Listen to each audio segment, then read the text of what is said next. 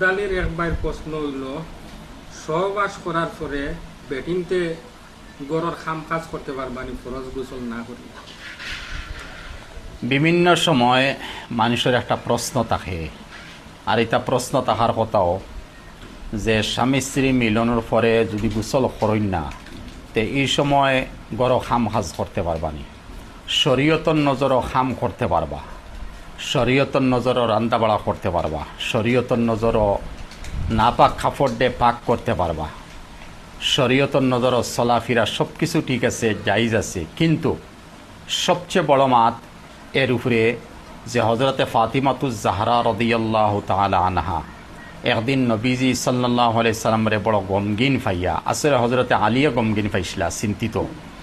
আর হজরতে আলিয়া হইসলা ফাতিমা যাওসাইন নবীজিরে বড় চিন্তিত আর গমগিন অবস্থাত দেখিয়ার, তুমি গিয়া জিকার করিও নবীজি খান্দুন খানে আজ 3 দিন হয়ে গেছে, তার কারণ কিতা? তখন মা ফাতিমা রাদিয়াল্লাহু তাআলা আনহা আইসলা, আওয়ার পরে নবীজির ইয়া রাসূলুল্লাহ ওলা ওলা খবর পাইলাম। তখন নবীজি হইসলা, ওয় আমি জাহান্নম যে সময় গেছিলাম মেরাজ যাওয়ার পরে জাহান্নম দেখছি, জাহান্নমের মধ্যে 6 গুরু মহিলা হলরে আমি জল অবস্থাত দেখছি। এটা কি একগুরু মহিলা? এখন আমি কইতাম ইয়ার যে এই প্রশ্নের উত্তর, একগুরু মহিলা নবীজে দেখছইন দখান ফাও সামনে মুখা আনিয়া দখান উঠাইয়া ফাও আর খান মিলাইয়া জাহান্নমর রশি দিয়া লখটাইয়া জাহান্নম তোয়া।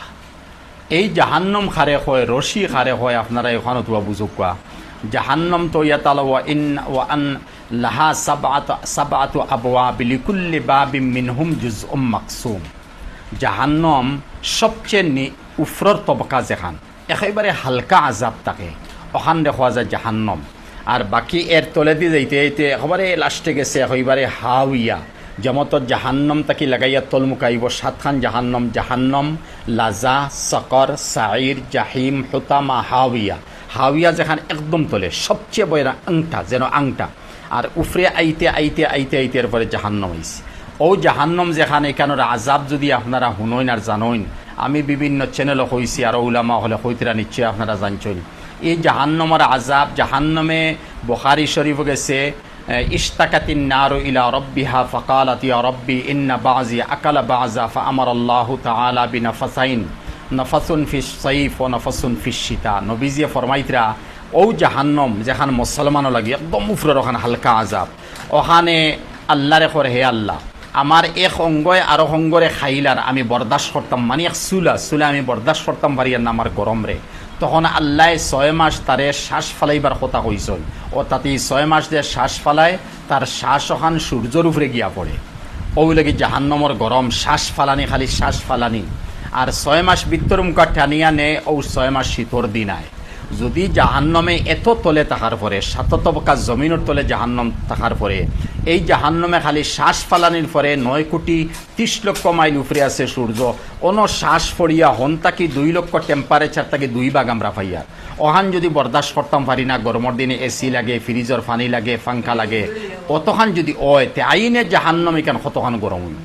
আর এই জাহান্নমে মানুষ যাওয়ার পরে কতদিন তা বা তার কোনো সীমা নাই। আর এই জাহান্নমের মধ্যে মৌত হইতো না, লা ইয়ামুতু ফিহা ওয়ালা ইয়াহইয়া, ইনো মৌত নাই। এই জাহান্নম কতদিন তাকে হইব? এক দরিয়ার একটা দ্বীপ যদি থাকে, আর এই দ্বীপের মধ্যে 100 বিঘালিয়া দ্বীপ থাকে, এই দ্বীপ যত বালু থাকবো, এই বালু এক মাইসে গণনা করে শেষ করতে পারবো।